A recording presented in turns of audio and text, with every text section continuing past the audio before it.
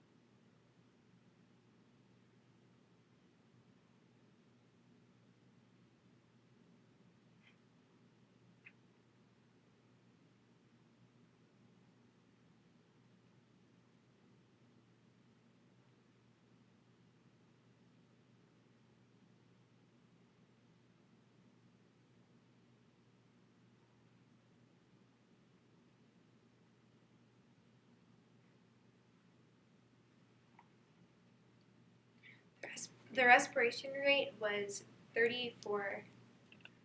Okay, and now I'm going to listen to the apical pulse for 1 minute.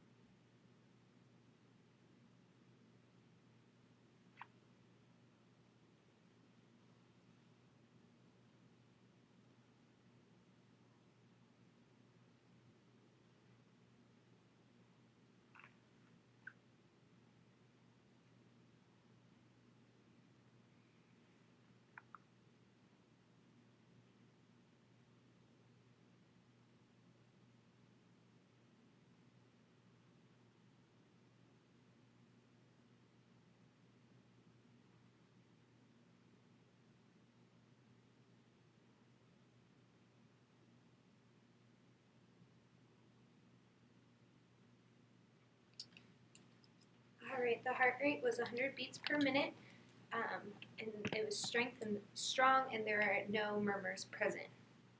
Now I'm going to take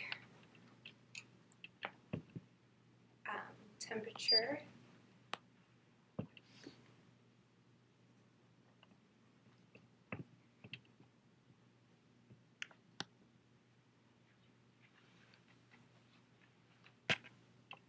Alright, and the temperature was 97.5. Next, I'm going to start with the head and assess the fontanelles. The anterior fontanelle should be diamond shaped, and there should be no bulging or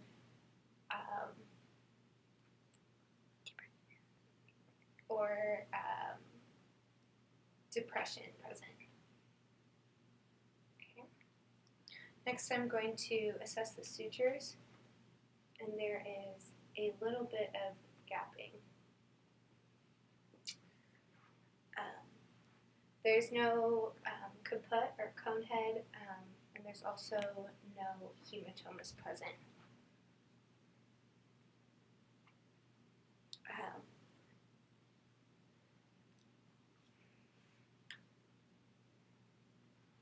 Alright, next I'm going to look at the color.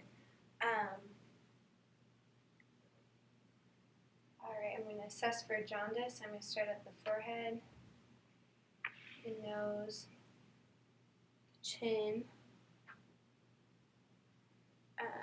the breastbone, and I'm going to assess the knees. And there is a little bit of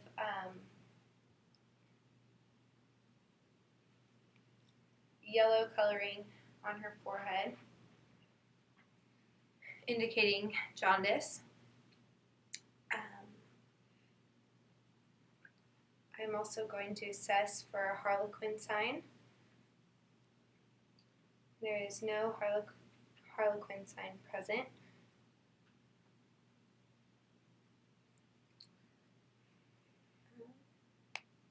And there is no berry red coloring or arrhythmia toxin present. Next, I'm going to look at her eyes.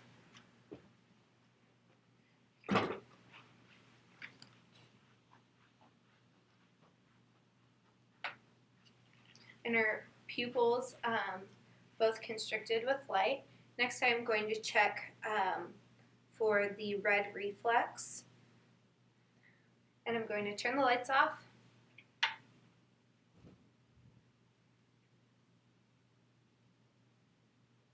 All right. And there is no doll's eye present. Her eyes are symmetric and her sclera is white. Yellowing of the sclera could also indicate jaundice. I'm going to check her blink reflex, and the baby blinked. All right, next I am going to look at the ears. The pinna should be parallel with the inner and outer canthus, just like it is. The shape of the ears is bilaterally symmetric. There are no skin tags intact. And there is also no drainage from the ears present. Okay. Next, I'm going to assess the nose. I'm going to test for right and left nostril patency. So I'm going to cover up the baby's nose in one nostril. Okay, and baby's still breathing. Now I'm going to cover up baby's nose or mouth and other nostril. All right, and the baby is still breathing, indicating both nostrils are patent. Okay, next I am going to check the palate of the mouth.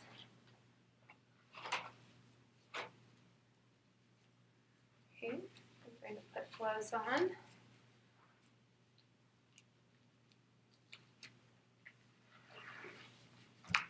Okay. Alright, the palate is intact, and if you notice when I stuck my finger in the baby's mouth, it started sucking on it, indicating the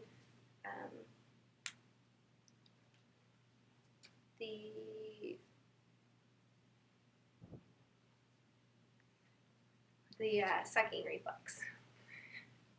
Alright, now I am going to check the baby's mouth and gums. Okay, they're both pink, light pink, and there are no white or yellow spots on the palate or the gums.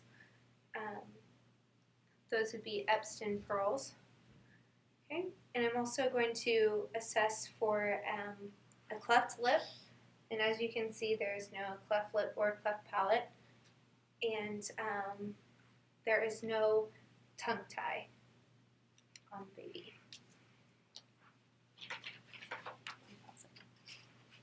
There you go. Alright, now I'm going to assess the baby's neck. And the neck is short with skin folds. Okay, now I'm going to move on to the arms. I'm going to feel for the brachial pulses for 1 minute. And they should be bilateral, symmetric, and equally strong on both sides. Okay. And next, I'm going to check for any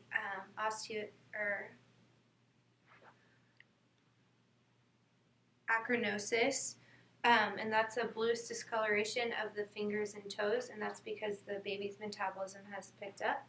So I'll check their fingers, and while I'm at it, I'm also going to count their fingers. So there should be 5 on each hand. Okay, now I'm going to check baby's toes. Okay, there's no bluish discoloration on their toes, and they both have, both feet have 5 toes as well. Okay. Now I'm just going to observe the baby. The movement should be symmetrical on both sides, which they are. Okay.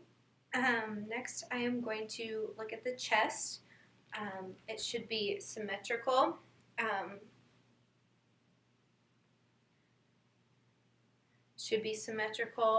Rising and collapsing at the same time on both sides.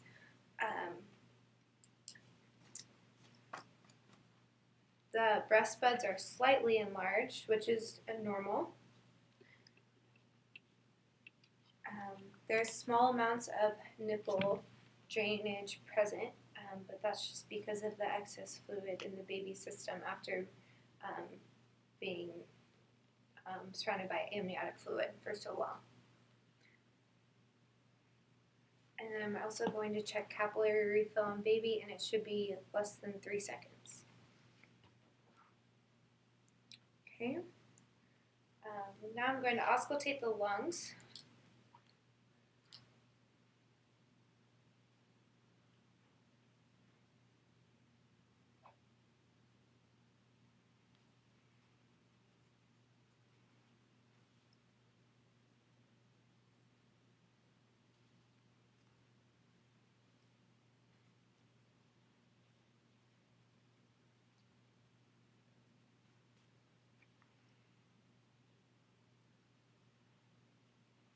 Alright, and the lungs are clear.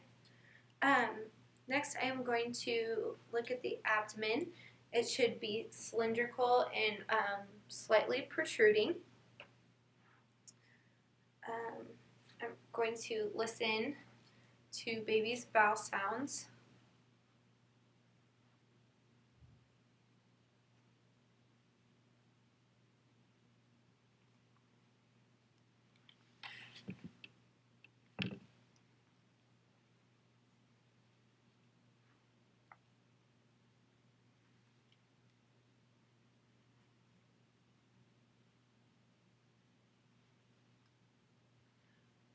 Alright, and bowel sounds are active. Next, I'm going to look at the umbilicus. It should be clamped and clean. I can clean it with soap and water, breast milk, alcohol, whichever the physician has written down in his orders. I need to make sure that there are no signs of infection also with the umbilicus. Alright, next I am going to palpate the femoral pulse. And that's located right here on the baby's leg.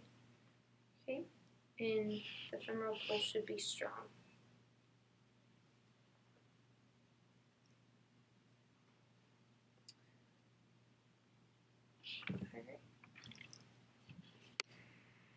Alright, now I'm going to check the genitourinary system. I'm going to start by removing baby's diaper, and at this time I can also check to see if their rectum's patent. If there's a meconium stool present, that means the rectum is patent, or if they've already had one.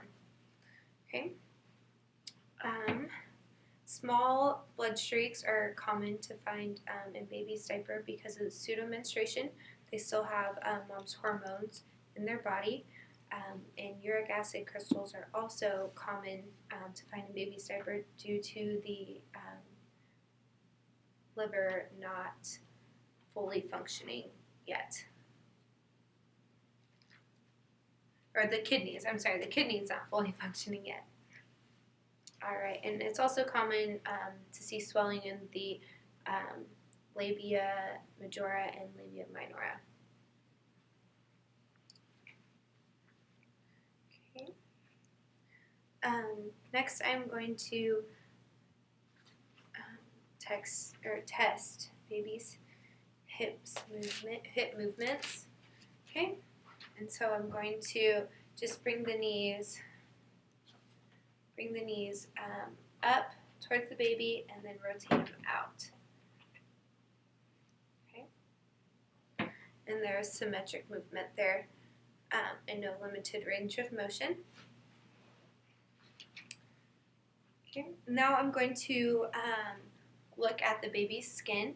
Okay, the baby is pink or tan. Okay, there is a little bit of vernix in the creases, which is normal. Also, there are small amounts of lanugo present over the baby's shoulders and on baby's back.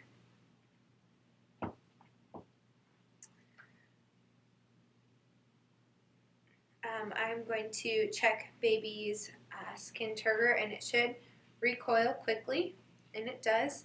And also, dryness or cracking is common just due to the baby being in a moist environment for so long now. They're drying out. I'm also going to check for different birthmarks. There is a little bit of milia on the nose, which is common, and you don't want to pick at those. So make sure you tell new moms what they are and not to pick at them. And I'm also going to check for Mongolian spots on baby's bottom. So I'll take off baby's diaper one more time. Okay. Go this way. And the darker areas are Mongolian spots. And you want to let the parents, you want to point those out to the parents and let them know what they are, so they don't think you are hurting their child or bruising their child.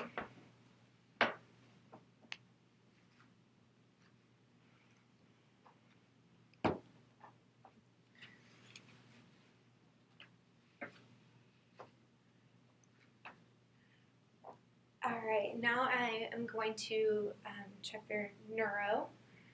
Okay, so the first thing I'm going to do is called the Moro drop. Okay, so I'm going to simply pick baby up and then drop them to startle them, and their arms and legs should flail out and then return to midline or return to close to their body. I'm also going to check their palmar reflex. So when I put my finger in baby's hand, they should grasp it. I'll check this for both of them. Okay. Now I'm going to check their plantar reflex. So I'm going to push on their balls of their feet, and their toes should curl over my finger. Alright, now I'm going to check their Babinski sign, okay, and their toes should fan out.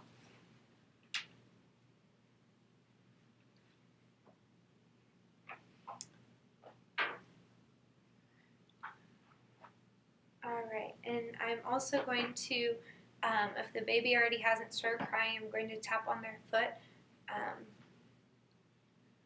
to see if to make sure that they cry when they are startled. So.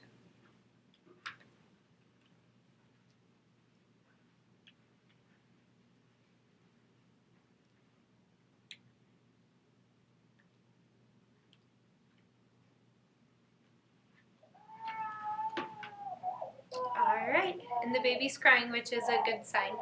Okay, next I'm going to check the spine. Okay, and the spine should be straight.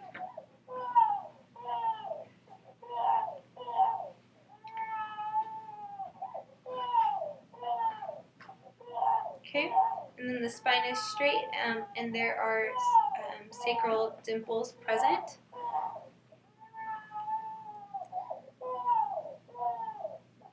Alright, and that is a newborn assessment.